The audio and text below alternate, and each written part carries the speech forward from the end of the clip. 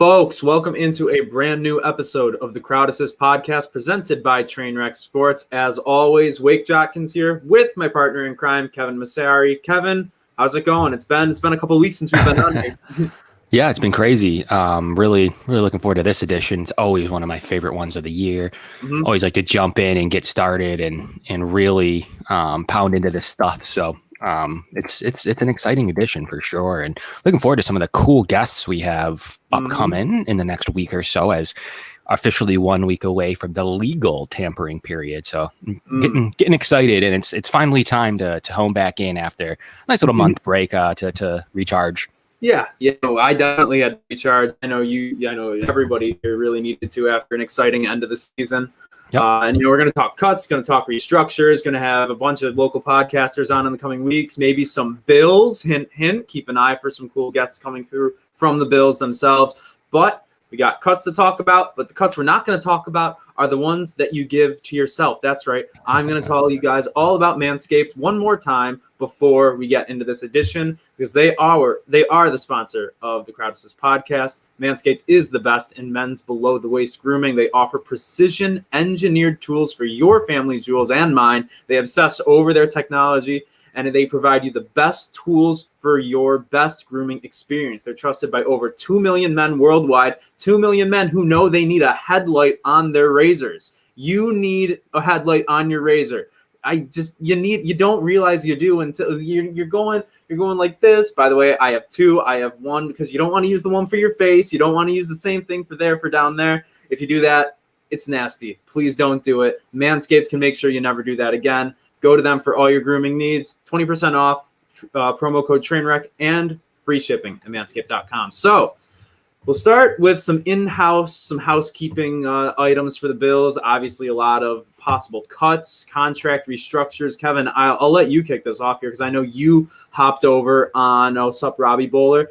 You hopped on Circle the Wagons podcast, I believe yesterday or earlier today, to talk about some John Brown stuff. So it seems to me you're on team restructure John Brown at this point. Is that correct? Yeah, I mean, I just think you can have the player. So right, you can have the player, and you can push out some money. Okay, it's one of those times where in history of restructures and in history of the salary cap that it's not going to balloon, right? So next year you're going to have all the money that you potentially thought that you had this year. The idea here is that you can utilize the player this year when he, yes, was injured at times, but still shows a dynamic edge, wants to be here in Buffalo, and does offer you some talent that you otherwise can't get, especially knows the playbook, knows the quarterback, knows your coaching staff. All that's kind of invaluable, right? You can go out and try to find a wide receiver too. And there's a lot of them. We can get into some of them. We've gotten into past shows. I've gotten into them on other shows. And there's a plethora of wide receiver twos this year. But I just think what you can afford to do with John Brown to not create a hole is extend it out whatever length of time that you're comfortable with if you're Brandon Beane, and to take that base salary, convert it into a bonus, and push it out. I mean, it's pretty straightforward. You give him a low base salary, you push it out, and then you have this player signed next year too, probably for a reasonable amount of money. I just think that has some value to it, and it's not one of those situations where you're like, well, is it as cut and dry with Vernon Butler? I don't know. But at least with this player, you're like, you know what? He adds a dynamic edge to our offense when he's healthy. We'll give him an incentive-laden deal. And, quite frankly, if he's still hurt, you can make the move after the season and be like, yep, it's 2 years in a row. We have to move on.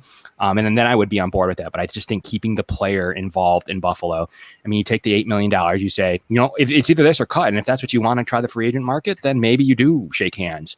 But the restructure is really important because you can take the $8 million that he would have been paid, convert it to a bonus, put it over 3 years, whatever the amount of years are, and give him a low base salary throughout the time too. So there's different ways to do this.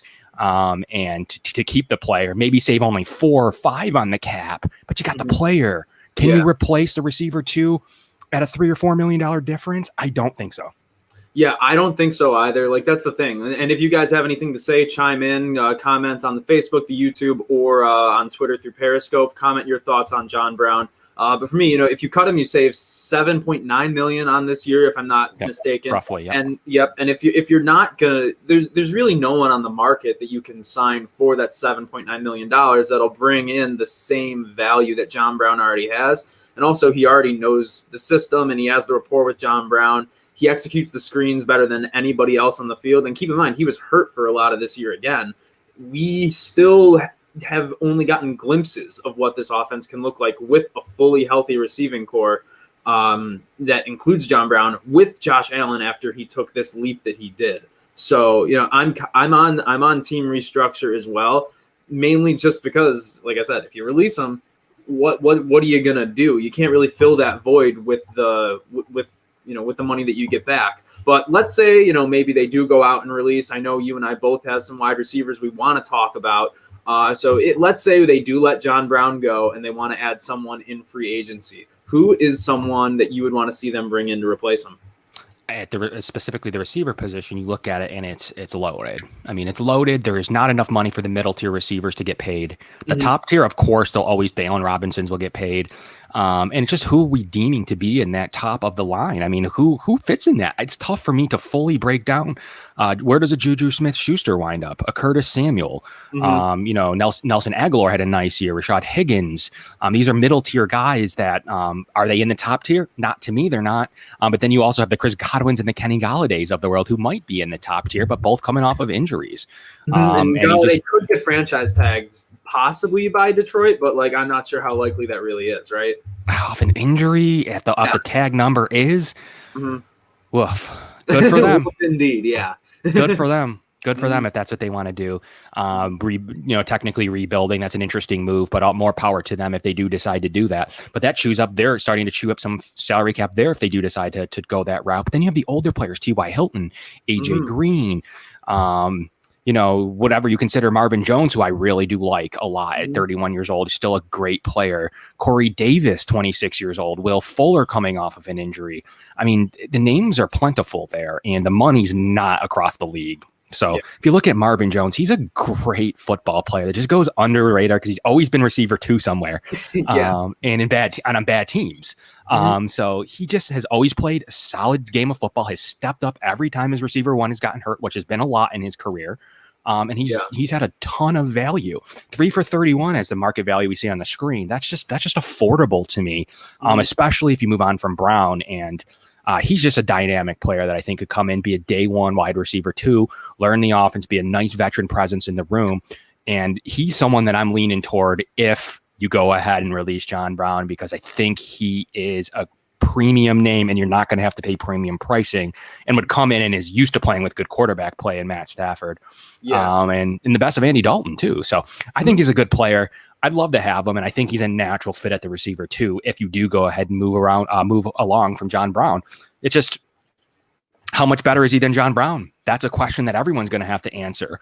But he should make a little bit more than John does. So, at the end of the day, do you weigh that, or are you Brandon Beane sitting there saying, I'll play this receiver market out very closely, and if one of these guys is still sitting there, Sammy Watkins, another name we didn't bring up, just these guys, if they're sitting there and you're able to take a 1 for 6, 1 for 7, maybe that's what Beane's waiting for. Yeah, I mean, one guy I'm keeping my eye on, and I just feel like he's going to be the deal of the century if he can stay healthy. That's the thing, that this guy is one of those guys who has just been riddled with injuries, just like every other receiver on his team, is Deshaun Jackson.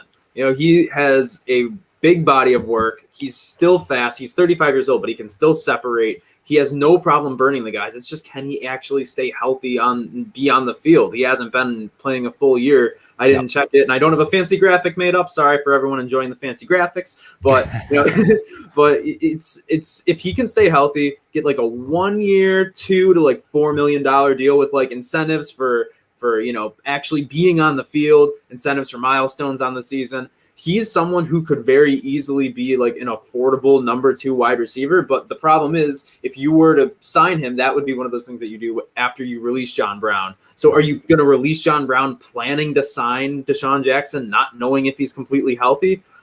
I don't really know about that, but what I do know is that Deshaun Jackson is the kind of receiver who's going to sign, maybe go back to Tampa, maybe go to Green Bay. He's 35 years old. He doesn't have a lot more chances at a Super Bowl here.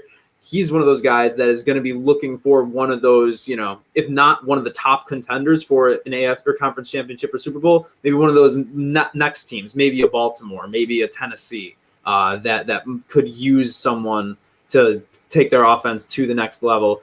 Do I want him on the Bills? I would, if it was, 8 years ago. Yeah, absolutely. The name brand of Deshaun Jackson is part of what makes it really exciting, as a prospect.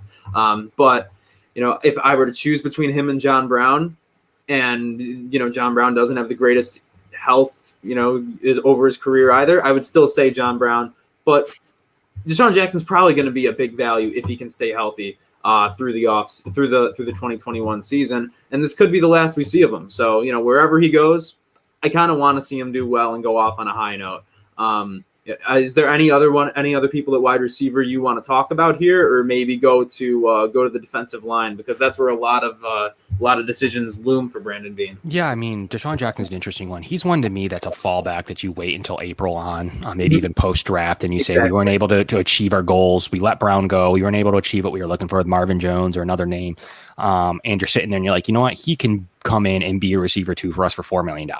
At that stage, that might be the move that you start to see Super Bowl potential teams start to make with a Deshaun Jackson. I don't think you can bank on him being the guy you're looking for day one in free agency. I think he's going to wait for his market, see who has that opening at receiver.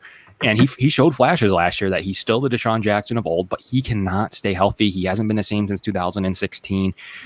At some point, he's just a name to have in camp to kind of more replace that Isaiah McKenzie role for me, that it might be to replace John Brown at this stage of his career. So we'll see where he goes in this, but there are definitely some interesting names out there. Rashard Higgins, he's a guy that, played really well in stretches and came, almost was released at one point, and came in and just played solid football all the way around. And might get paid from it. We'll see what happens with him now after like one half of a year with Baker Mayfield.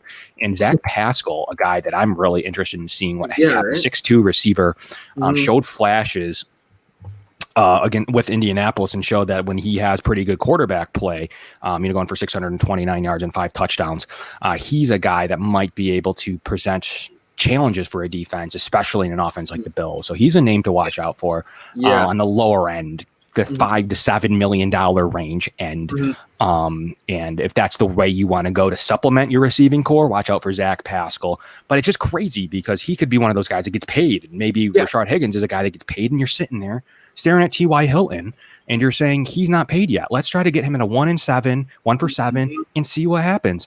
That's the kind of stuff that I'm looking forward to watching in this free agency. With money's tight, receivers are plentiful. Is it a random guy that gets paid?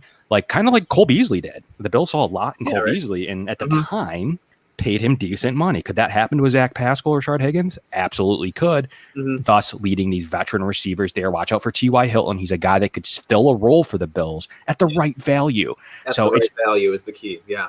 It's tough for me to know, is T.Y. Hilton going to get $10 million or not? If he doesn't, I think he's valuable. He's a potential target for the Bills if he drops into that second tier range. It's interesting. And the thing is, the money is going to dry up very, very quickly. The free agents who make their money early after next Monday, I believe it starts next Monday, right? That's right. So the people who make their money first are going to be the ones who get paid big. If you even wait, let's say you're even a Corey Davis, who's he's not a number one receiver. That's no secret at all. He had his best year this past year when he was easily sliding into that number 2 role, and people had to account for him and Jonnu Smith and AJ Brown. And offense with much better weapons. So if he's thinking, I don't know why he wouldn't want to sign early, but Spotrac has him projected for $9.8 million right now. So call it $10 million, call it basically what it is. If he waits at all, that's probably going to become $7 million. And I'm curious to see, maybe on the 15th, we don't see Brandon Beane make a lot of signings, because he knows that the value is going to trickle in the next few days after, in the coming weeks after the draft, as we talked about with Deshaun Jackson. If he doesn't do a lot on that first day, I think that's him playing 3D chess and everyone else is playing checkers. That's what I'm thinking. Someone else who I hate the idea of it, but like, if there's anyone that can get the most out of someone like John Ross, who has had just an atrocious start to his career, it could be this coaching staff. And I think that coming to a place like this, he's not someone who's going to slot in and immediately be a number 2 receiver. He can't even be a number 3 receiver on the Cincinnati Bengals, but he could be a nice depth piece for those 4 wide receiver sets that the Bills love to run. If you have Stephon Diggs, John Brown, Cole Beasley, and then obviously Gabriel Davis, but like, switch, and then there's the rotation of the receivers though. If you have to throw John Ross into something like that, he's not an awful guy to have go in there. It's a fun offseason for both defensive linemen and wide receivers. The classes are stacked, even from the draft perspective. Both position groups are stacked. So we'll move into the defensive line now. And the one guy I think I can say confidently is as good as gone, and there's a few that might be, but for me, it's Vernon Butler. Like Justin Zimmer was more effective from him from a raw numbers perspective. I think he had 7 more pass rushes on 100 less snaps than Vernon Butler. Not saying that Justin Zimmer is going to step in and be our new like 3 tech or 1 tech. He's versatile. He can do both. But if Justin Zimmer, a replacement level player, is doing more with less than Vernon Butler, I have a little breakdown of some of the people you could expect to see go. Vernon Butler would save the Bills $6.8 million on the cap this year after you take away the dead cap. So for me, it's sayonara to Vernon Butler. Okay. I mean, if you look at his numbers, you break it down, 7.8 against the cap right now. He's got $1 million in dead cap. That equals a $6.8 million savings. Always something to remember this time of year, though. It's the rule of 53. Only 53 men count against your salary cap, and in the offseason, it's 51. So your top 51 count against your salary cap. Why is that important? Who cares?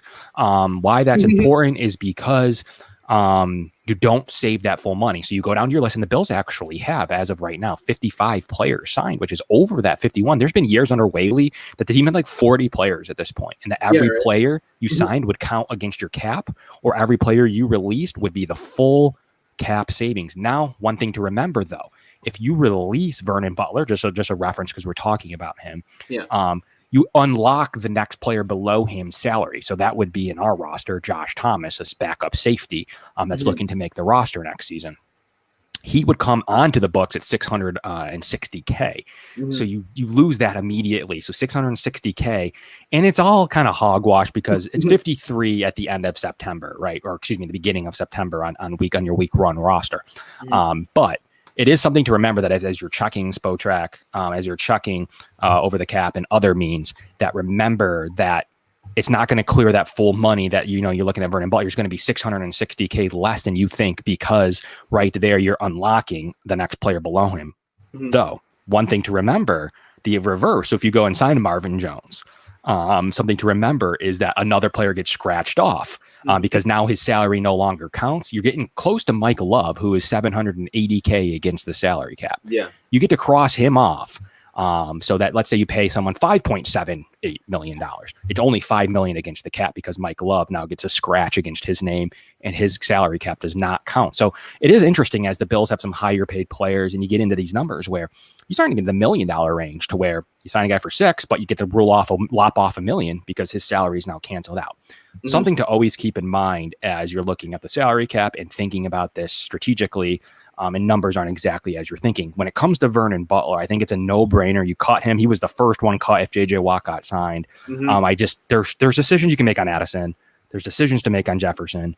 When it comes to Vernon Butler, I think he's a rock-solid cut.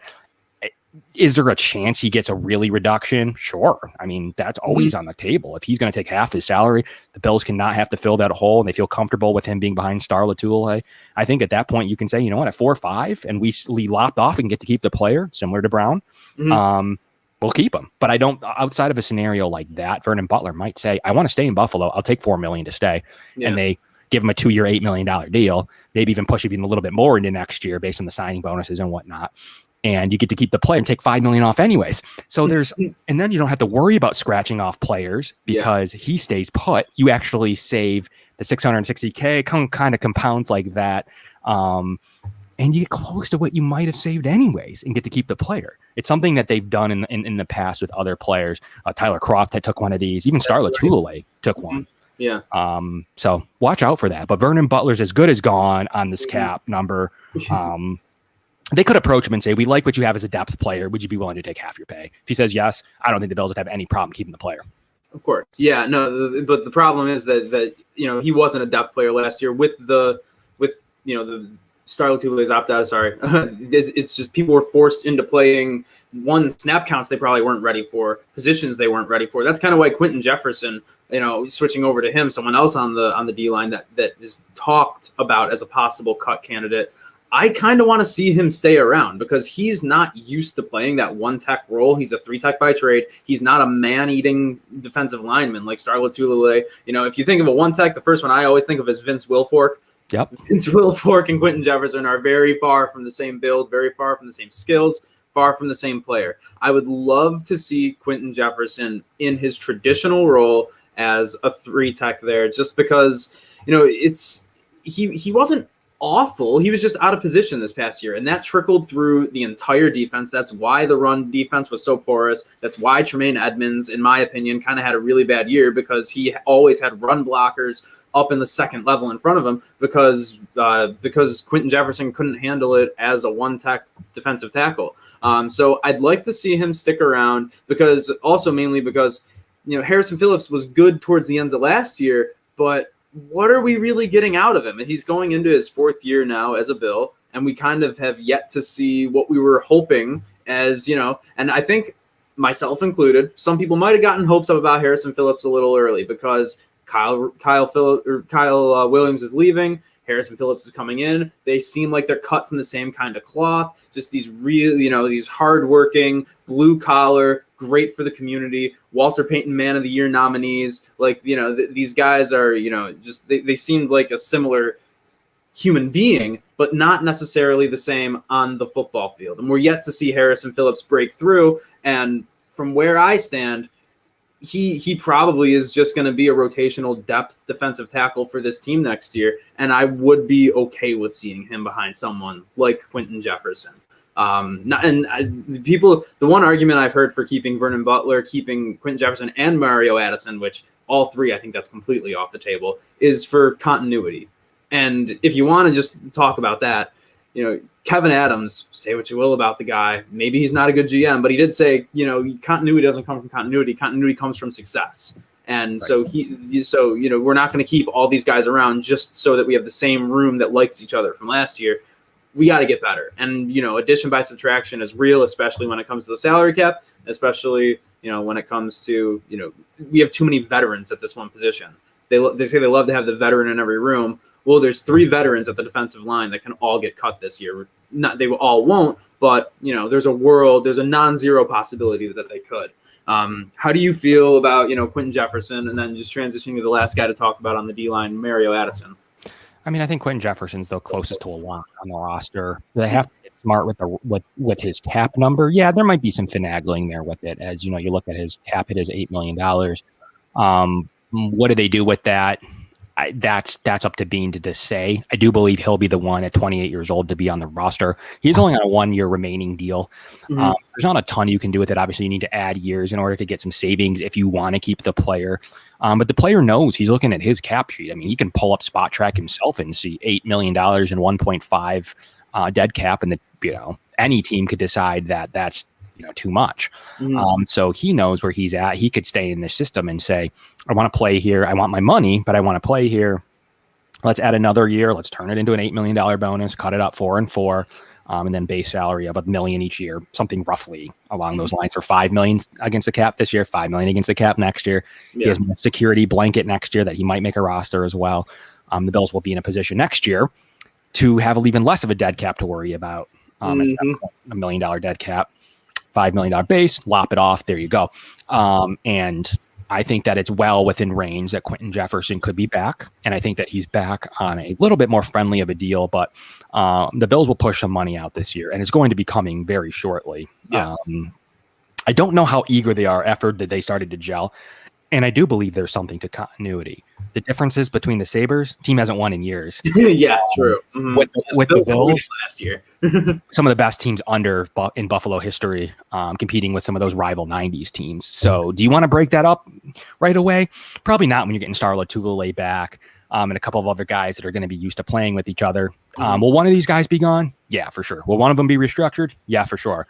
But I wouldn't be shocked because Trent Murphy got to play under his contract last year. Yeah. I wouldn't be shocked that one of these guys plays under the exact same deal they're signed under. One of them's restructured and one of them's cut. So it's kind of that fun game where you get to pick which and which. But I think it's relevant. Cut, restructured, kept at the same deal. I think that's what you'll see from these three names. And Jefferson, to me, might be the one leaning toward restructure. I think he's the one that would fit in the restructure category. I think Butler's the one cut, and Addison could be the one kept on his deal. That's the funny part, is that we're all assuming he's gone. Played pretty well in stretches. Besides not being able to bring Kyler Murray down and a couple missed sacks throughout the season, didn't come back to really haunt them too bad. I think he could be the guy that they're a little bit more willing at the defensive end position to say, we don't want to turn this over right now. Let's keep Mario Addison at a deal that, let's not have to go play in the defensive end market too much, especially after sinking Mario Addison and a second-round pick into it last year in AJ Epinesa. Let's keep this room the same and develop it. A little bit less of a cap savings to remember, only $6 million saved on this name. And he has another year next year. So could he get some finagling done with him? Possibly. He is in that restructure camp for sure. But either him or Jefferson are going to get this. They're going to play under the deal they have signed, and the other one's going to be restructured. They both could be restructured. I just don't see him doing multiple restructures at the same position group. But they can save some money here, but I do believe they keep Mario Addison on the roster, and it's not a terrible deal considering. Can you go get a defensive end for 1 for $6? Because that's about what you're saving. I struggle with thinking that you can go and get somebody right now, but I do believe he wants to play here in this defense. Good name for the roster. I do think he's a great third defensive end, and the Bills have Hughes, so they are missing that second, and Epinesa is a great fourth defensive end. They're missing that hole that they're clearly going out and looking to fix via Watt.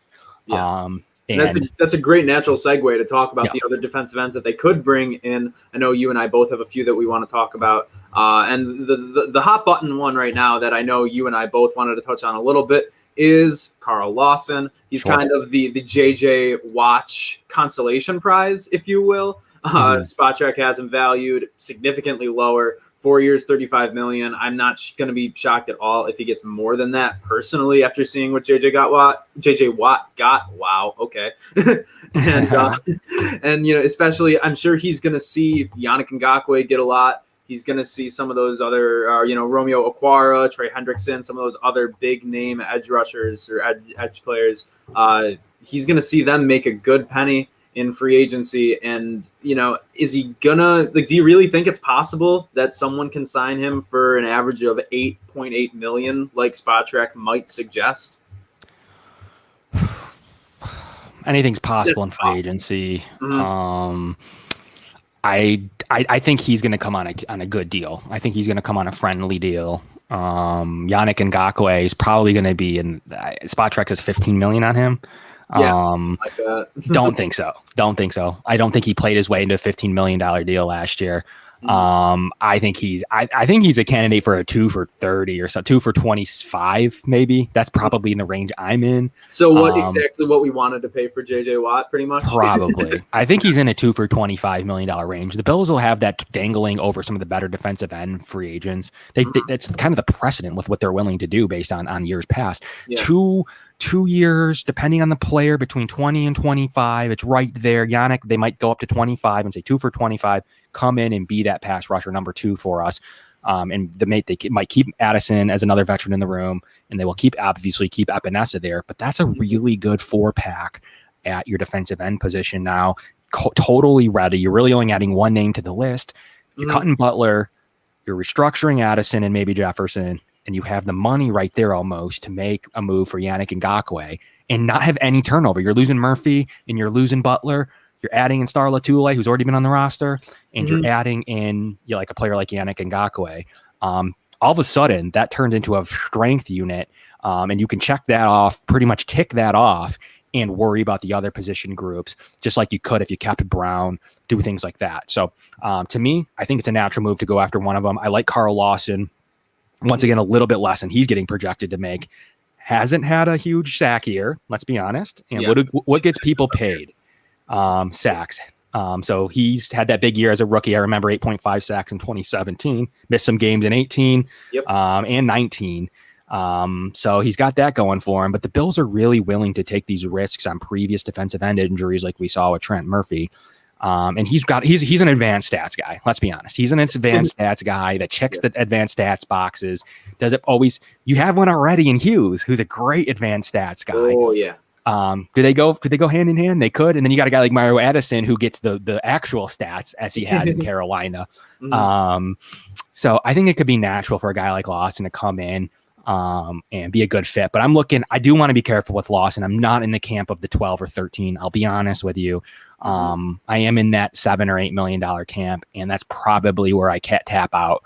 But could be a missing link to this defense, and the Bills are going to be careful with this position group as they had to come close to what Arizona offered and want. Oh yeah. So realistically, speculate here, have fun with it. What do we think they offered? 15 instead of the 16.5? I feel like that might be where Brandon Beane, put his hand down. It seems like it. It seems like 2 for 30 might have been where they cut it off. Could have been even a little less, 2 for 29. Yeah. But I think even more so than that, because they're willing to go up there in dollars per year. We know that. They're willing to do that. It's the guaranteed money, 23 guaranteed on Watt's deal. Yeah, that's right. That's a year and a half guaranteed. That's a heck of a lot. I bet you the Bills capped it at 1 year guaranteed. If I was to make a guess, they might have done 2 for 30 with 15 guaranteed instead of the 23. Let's be honest. Where do you pick where you're going? If you're thinking about money, you're not just picking if it's 2 for 17 and 2 for 15, but out of the 30, 23 of it's guaranteed, you're going there. $23 million is a ton of money to have guaranteed. Because you're getting a year for sure, and then you're getting half of your next year guaranteed pay. They're on the hook. They're not going to cut you unless you're really bad. They're not going to cut you because they only have to pay the other half of the salary to keep you. So the theory there is that you're safe, you get more money, and you might not have to leave Arizona for a couple of years. So to me, I think the Bills may have came to play, may have been in close to that per year. They weren't near the $23 million guaranteed. I just don't think they were. Yeah, nowhere near it. One last guy I want to talk about here for the Edge is Carlos Dunlap, who was actually just released today by the Seahawks. He was due $14.1 million this year. It would have been a pretty penny. They did only get him for a 7th and a backup offensive lineman from Cincinnati. So still not a bad trade for what he contributed. 5 sacks. 5 sacks in 8 games with Seattle. He only had 1 so far in the year. He played 7 games with Cincinnati before he got traded. What I was reading up on him a little bit earlier today, and Mookie Alexander, he's a writer for the Seahawks for SB Nation. He thinks that, this is all part of the Seahawks grand master plan because he thinks that they're going to go back and re-sign him for a lower rate after cutting him. They think they're going to be able to go and do that in free agency. Apparently that's something that they talked about. But if you're thinking about it rationally, why would you go back there with everything that's going on? I read that article. It was before Russell Wilson stuff all started happening. And I don't know how true it is that Russell Wilson might be going to the Bears, to the Saints, to wherever he might be going. But, just the future of that franchise short term is not looking great, even with Russell Wilson at the helm. Not that they like to use draft picks or like to use them well anyways, but they only have 4 this year especially after the Dunlap trade. And I just think that if I had to choose between taking what might they offer him, $8 million for a short-term deal, $8 million a year with Seattle, and $8 million with literally almost any other franchise with a little bit of a higher ceiling, why would you go back there, right? I think, and I hate to add, I always say, I like to get younger at every position. I want to keep getting younger. It's a young man's game, and we have a lot of veterans in the room at the defensive line. Yep. But Carlos Dunlap, he kicked it up on a worse defense last year. The Seahawks were a historically bad defense. The Bengals were just a usually bad defense. Yeah. So I think I'd like to see Carlos Dunlap be in here. I think he could add to that rotation well with Addison, Hughes, and Epinesa. Yeah, he's a guy that's always had 6 sacks in his entire career. To me, it's at this stage of their careers, it's an Addison replacement. So if you do go ahead and cut Addison, I do believe that that's the range now you're looking to save that money because you liked what Dunlap had to offer, and you get him in that $7 million, $8 million range that you save from an Addison. I don't know that you'd have both of them on the roster. Obviously, you're just adding bodies to the room. But I do think, 6'6", 285, he's a bigger guy. You're doing what you can with a Carlos Dunlap, but I do believe it's more of a veteran move there. So if you start to see, for some reason, all three of those guys that we talked about cut, Dunlap becomes a really impressive option for the team to go ahead and sign. I don't think he would be the name added to the room without subtraction. So that, if that makes any sense, I do think he would be the guy to replace a Mario Addison. I don't believe you have Mario Addison, Jerry Hughes, and Carlos Dunlap on that. You mentioned it's just too many. It's just too many veterans. I just don't see it in this roster. I like him. I'd be very interested in him. But the Bills would basically be taking Addison, putting into Dunlap, maybe getting a +1 on there. And someone, actually, you know what? I am going to boost this. So someone wants to remind us that it's Dunlap, which they're correct. I think that that's part of our Buffalonian accent. Dunlap, Dunlop. Right. Thanks, Peter. Appreciate you. Yeah, appreciate you. I'm usually pretty good with my pronunciations and enunciations, but sometimes that hard A, that O confuses all of us here in Western New York. Dunlap. I mean, I've been called out for my accent here on Long Island. Like people, I'm in pizzerias. I'm everywhere. I'll be in a store, and they're like, "You're not from here, are you?" I'm like, "Yeah." I've actually started to say coffee. Like it actually starts to come through, and I'm really not happy about it. It hurts me. It hurts me as a person. Peterman excuses us. It's an easy mistake. Thank you. Okay, I feel better now. We feel great. It is not like the tire store. We do want to make sorry if he's listening out there to a Bills podcast. We apologize to Carlos Dunlap for our tire store mistake. Yes. There. But what a sponsorship that would be, though. Dunlap for Dunlop tires. Oh man, you can see that coming. Yeah, no, that's a match made in heaven right there. I'd like the player. It would come with a Mario Addison removal. I mean, it's just what it is. I just don't see Dunlap, Addison, Hughes, whatever Quinton Jefferson, whatever you consider his positional versatility is along the defensive line. So to me, I like him. I think he's another fallback guy, kind of in that maybe a little bit a better version of Deshaun Jackson at this stage of his career. Yeah. With if you're not able to make any moves and you're sitting there like, man, we didn't do anything at defensive end. He's still out there looking for the best team he can find. Throw him 1 for 7 and see what happens.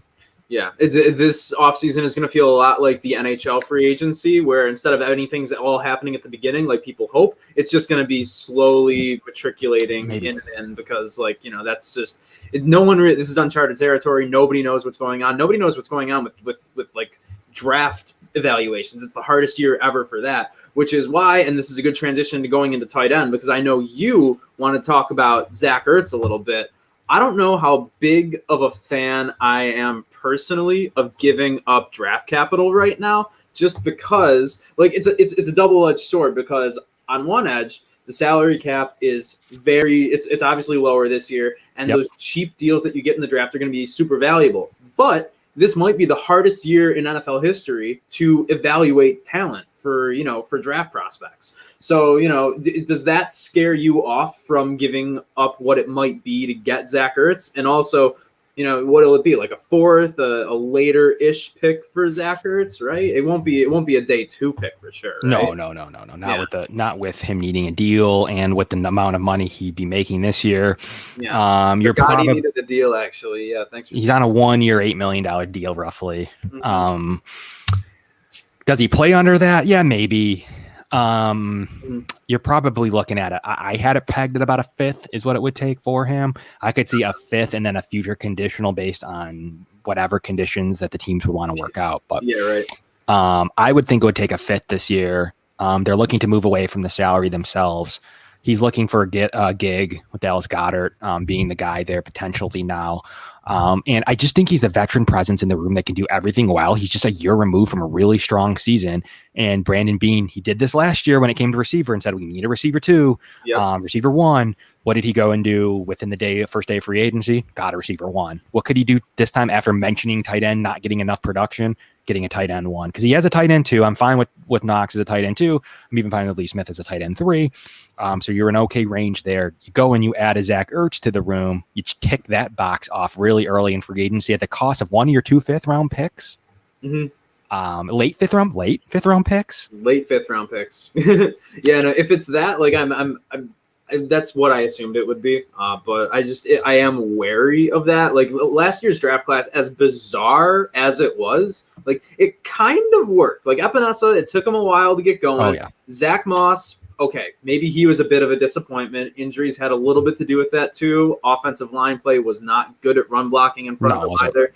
But between Tyler Bass, Gabriel Davis, even Isaiah Hodgins, he kept on the practice squad all year. You're not going to expect 2 rookie receivers to both make the roster. You know, last year they had a relative Dane Jackson. How did I forget him? Possible cornerback 2 for the Bills. Big play Dane. Yeah, big play Dane. You know, they had a very successful draft last year, one of many under this regime, and they're good at evaluating young talent. So I expect that they'll be able to make the most of their draft picks, especially in this year. There are going to be teams that do it well, teams that don't.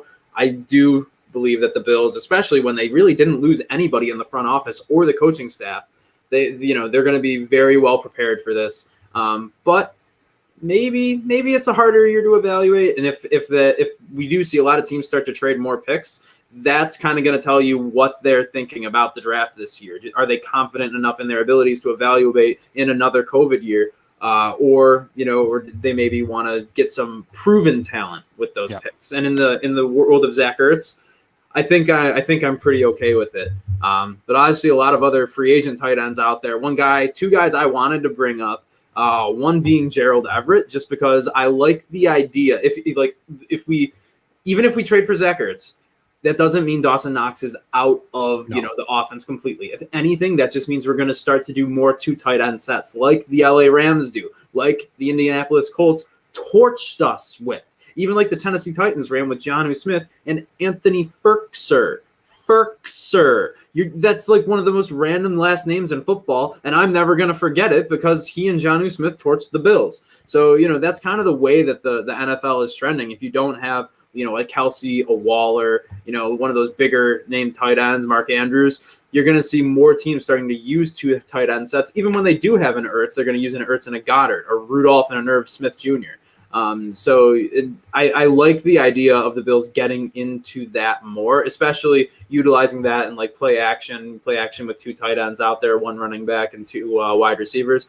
I like that a lot. And if we get someone like a Gerald Everett who's already done that in his career, his entire career, he was more the run blocker and the receiving threat. And Higbee's kind of a lot like Dawson Knox, where he's not the best blocker. He doesn't have the surest hands, but he's a big play guy.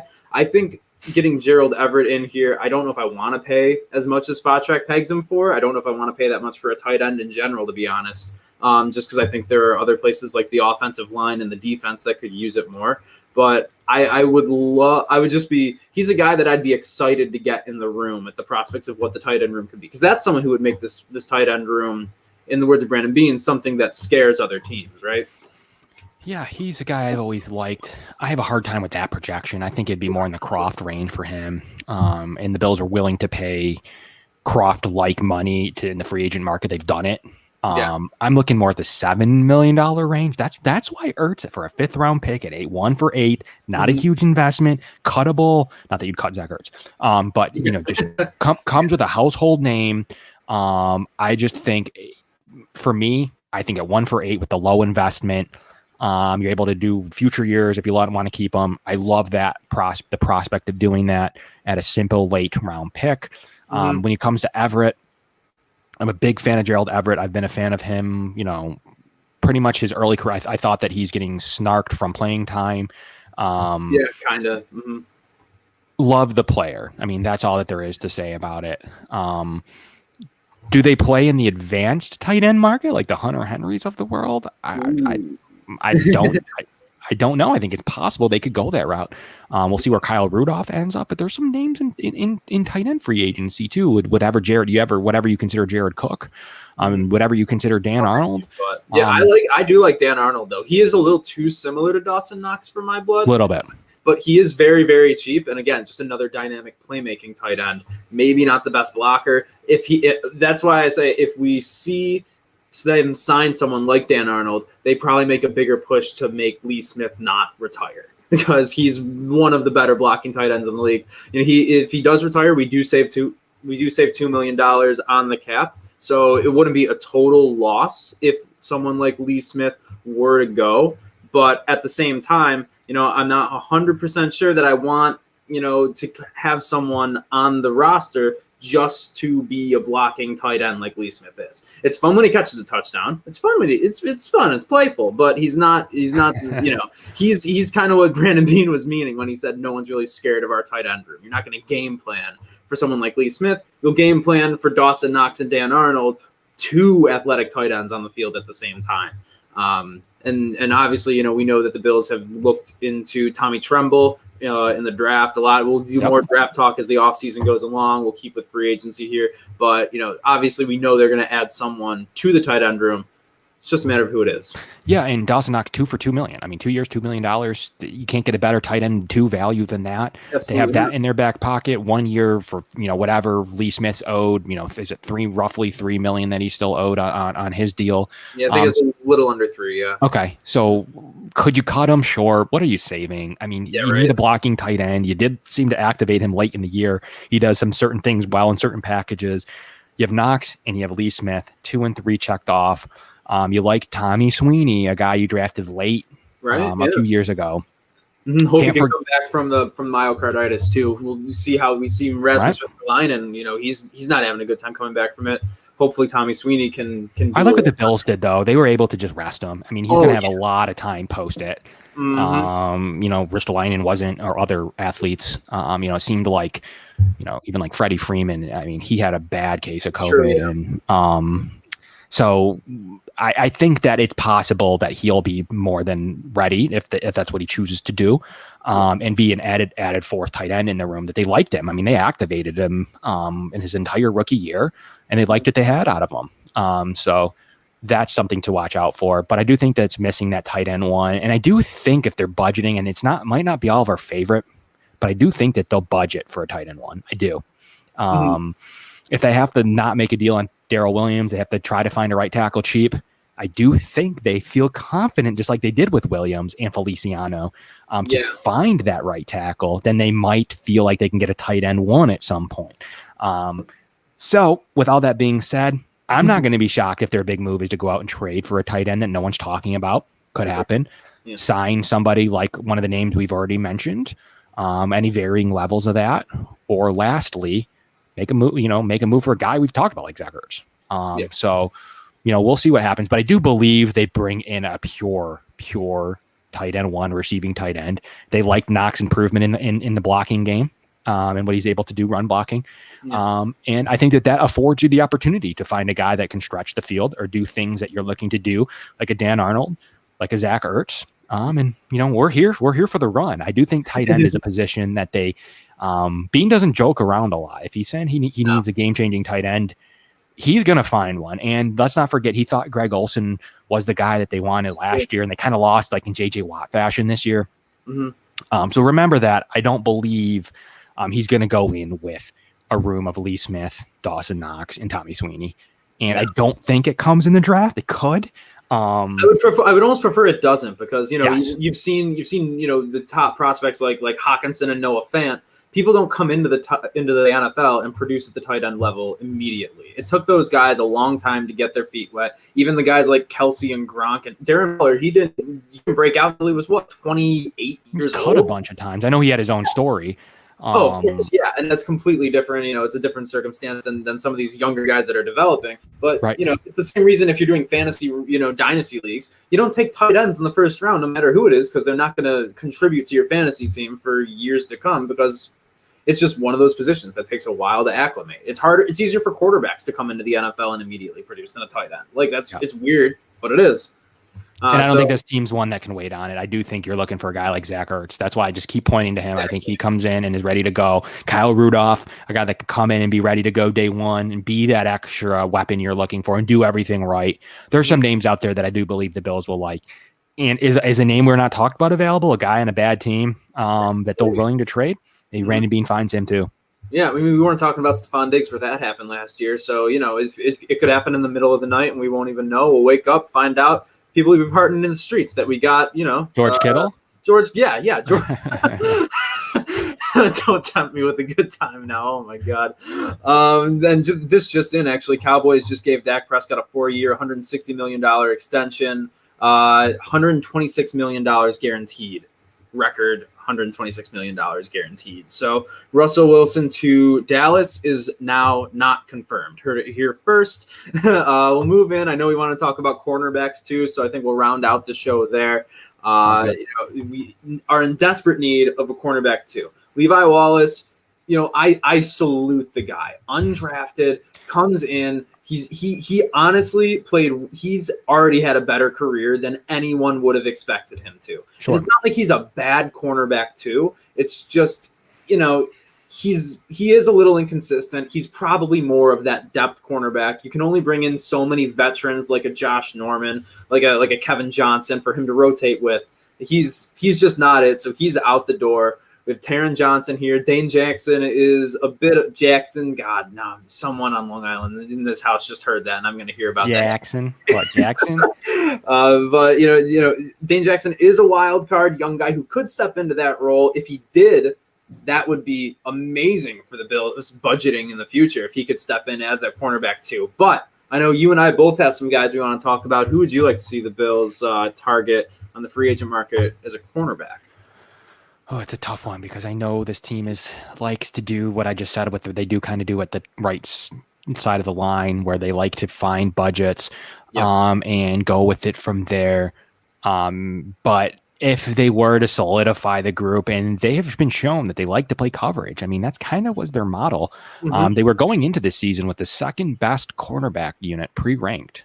It didn't turn out to be that strong throughout the 2020 season, but they do believe in coverage as the way to go, especially keeping their safeties long-term, paying Tre'Davious White.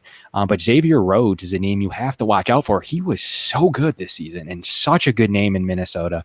And he's a guy that I'd really love to see the Bills go after. I mean, I just thought he played phenomenal in Indy, made their defense that much better. And he's a guy that I'm fully willing to pay within reason. He signed a $3 million deal. He is a little bit older now. And he's a player that I think could bring a veteran presence. Not that Trey isn't, but could bring another veteran presence into this locker room at that position group, who they always like to have. Mm-hmm. But I do think this team's after a upgrade to cornerback too. I do think that they're fine with Levi coming in as a fourth corner, Dane Jackson in there fighting, whatever you consider Saran Neal.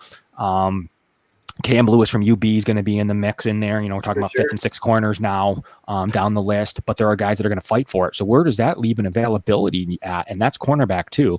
And a guy like Xavier Rhodes is a name that I really like, especially the number. You're talking about $7 million according to Spot Track. Mm-hmm. Don't know if you get that, but 2 for 16. I would do that. Like I was skeptical about paying up for corner, probably for the same exact reason I was last year. And that's just because, in my mind, like, we have Trey White, we have two great safeties. Taron Johnson's a good nickel corner. We have Saran Neal, Dean Marlowe, good depth all around back there. We really have to shell out for another. Yeah, we learned over the course of the year last year. We definitely do. We need someone back there who can kind of, at least not lock down the other side, but give consistent reliability. And Levi Wallace, unfortunately, just wasn't that. Xavier Rhodes very well could be someone. Maybe next tier down that I really like is Jason Verrett from the 49ers. Without Richard Sherman there last year, he really, really stepped in and he kept that 49ers defense having a pulse, to be completely honest, back in the secondary. He's 15th highest graded coverage grade for Pro Football Focus, 76.1 last year. He's used to the zone scheme, and the Bills do like to run a little bit of zone with their corners. And I think he could be really, really good to start across Trey White. 60 tackles in 2020, 2 picks, 7 passes defended, all career highs, and only 6.3% of missed tackles.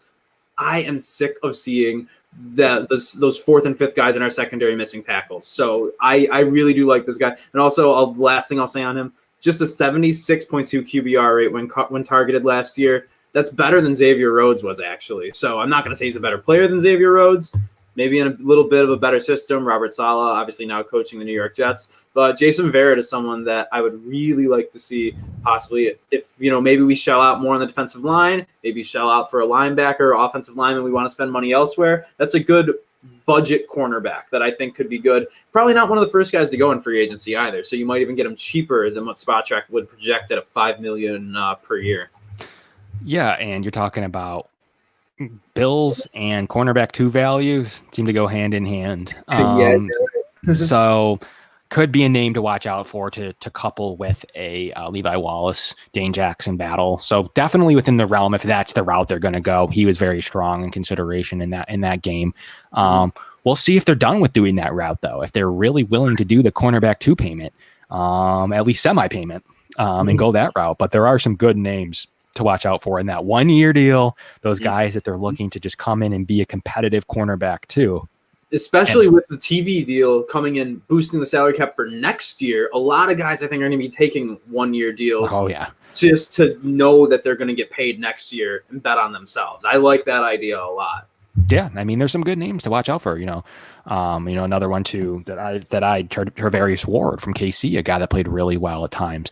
So just watch out for that value cornerback 2 room, and they could do what the Bills are looking to do at receiver and say, you know what, we have 1 for 5 on the table. We'll see the best player we can get for that 1 for 5, and that's how we're going to go. There's precedent there with Josh Norman and with Kevin Johnson. So I do think that might be very, very much the way they go. If not, watch out for a guy like Rhodes.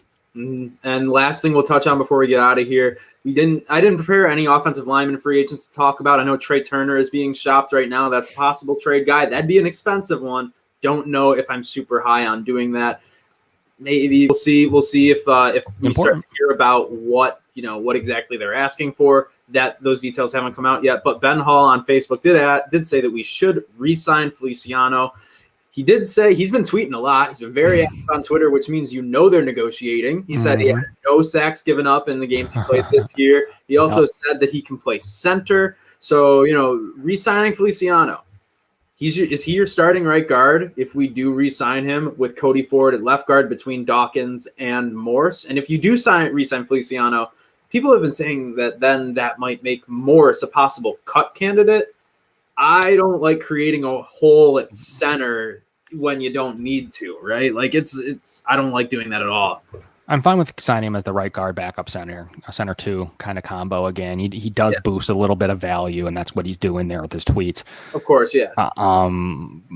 We'll see. He said he wants to be here. I do think that they'll come to terms. I do think they'll re-sign him, and I think that they'll come to terms with a Cody Ford, a John Feliciano, and an Ike Butker type of contractual situation to where 2 of the best 3 of those are going to come out. Most likely it will be Feliciano, and then either Butker or Ford to take the other spot over. And that's a good position to be in there, and I think that they like that. And then you have Morse in there too, and Dawkins. I think that between the 5 of you have 4 positions there filled with continuity. That's a strong place to be in. And they do have to be creative at that right tackle spot. So I could see it happening. I see him probably in the range of a 2 for 12 type of deal. And I do think that's I believe that they'll give him Spain's contract from last year. Whatever happened with him happened, but it was a 3-year deal, and I think that that'll be similar to what they're willing to give Feliciano, and they're probably currently negotiating back and forth, maybe lopping off a year because they're like, we want to be back in the free agency market sooner rather than later. So 2 for 12 is where I'm at. I don't know how much higher I go than that. It's marginal. It's semantics.